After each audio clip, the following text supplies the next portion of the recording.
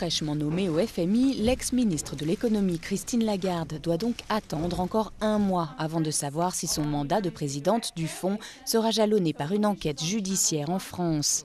L'ouverture éventuelle d'une enquête sur le rôle qu'aurait joué l'ancienne ministre dans l'arbitrage rendu en 2008 en faveur de Bernard Tapie a été reportée au 4 août.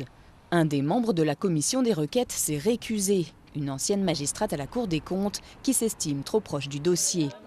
Le cœur de l'affaire, c'est de savoir s'il y a eu abus d'autorité de la part de l'ancienne ministre dans l'arbitrage rendu en faveur de Bernard Tapie concernant la vente litigieuse d'Adidas par le Crédit Lyonnais en 1993.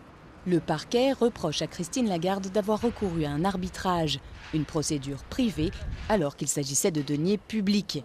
Il l'accuse également d'avoir eu connaissance de la partialité de certains juges-arbitres et de ne pas avoir exercé de recours contre la sentence arbitrale, alors que plusieurs spécialistes l'y encourageaient.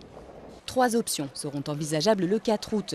La commission peut classer sans suite, elle peut demander des documents supplémentaires ou se prononcer pour l'ouverture d'une enquête. Ce serait alors le début de la phase d'instruction. S'il y a enquête, elle sera longue et Christine Lagarde ne serait pas jugée avant plusieurs années.